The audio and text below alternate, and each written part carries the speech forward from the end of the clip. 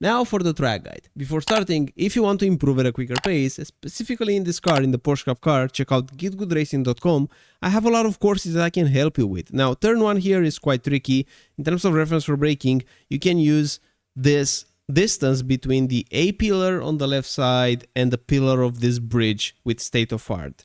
So when you're very close to overlap, this pillar with the bridge, here, this is where you should be applying the brake. So braking slightly before it, braking in a straight line initially, very close to the wall on the right side, and then trailing in third gear. Super important to aim for this green part of the curb to go on top of it, and then you're gonna be pressing the throttle on the way out of the corner. So not at the apex, but on your way out, just like this.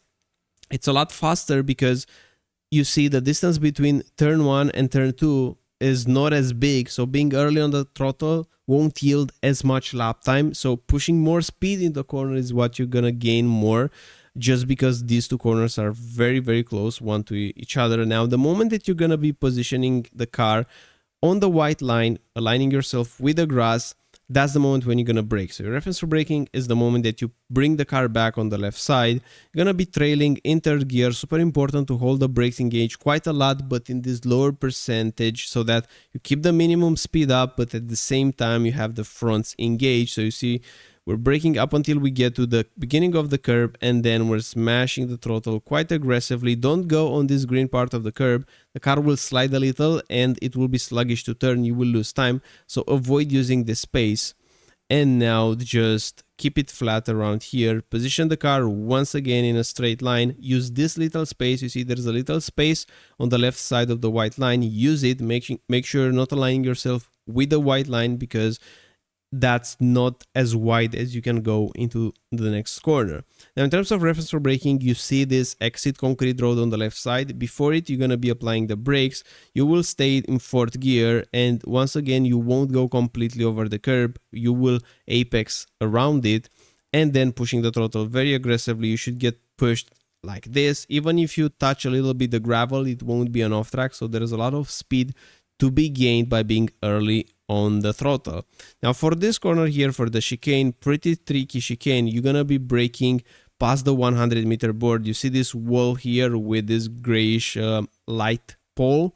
This is your reference for braking. You're gonna be braking quite aggressively, 80% initially. You have to get away of the brakes to avoid locking up. By the way, we're using a -5 brake bias.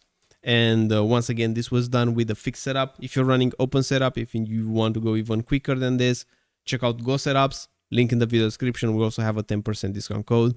But anyways, going into the chicane, in third gear, you will want to cut this part of the curb with the white anti-curbs. Don't go completely over it, because the car will jump, and you will actually lose control of the car. It will be too much for the suspension. But the moment that you're touching the white curbs, you should be pressing the throttle. This will allow the suspension to handle the curbs a little bit better and to have more stability. And also you should be aiming to be flat out between hitting the second corner of the chicane, just like this. You see, this second one will shunt the car quite a lot, but you won't lose as much lap time as if you do it in the first one. So it's important to do it just in the second one, just like that. And now we're positioning to the next chicane. For the next chicane, the moment that you straighten up the car, just like this, you're going to be applying the brakes, braking and turning a little bit towards the left side, just to use this curb on the left.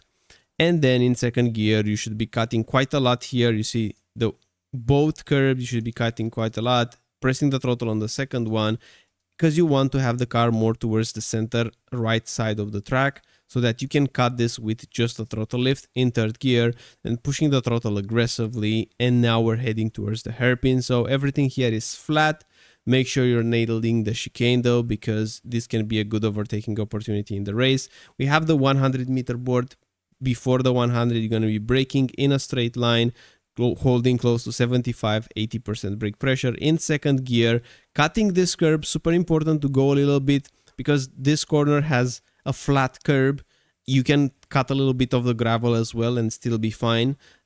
Then you're gonna be staying in second gear. The moment that you you cut it, that's the moment that you're going to be pushing the throttle quite aggressively, as you could see. So make sure you're being aggressive with your cuttings on this track. And now for the last chicane of the track, 100-meter board, reference for braking, braking in a straight line, going to second gear. Make sure you're cutting a lot this green part of the curb, just like this. This is super, super important because you want to have the car not all the way towards the right side, because this will kill your corner exit of the last one. So pressing the throttle, our goal here in between the chicane will be to reach 100% throttle. Here we'll reach close to 95, but this is still okay. Dropping the throttle and then just put the throttle back on. So you can add a little bit of brake in between, but in short, that's the lap. Hope you like it, hope you enjoy it. If you want to improve at a quicker pace, GITGUDRacing.com, and I'm looking forward to see you in the next one. Bye bye.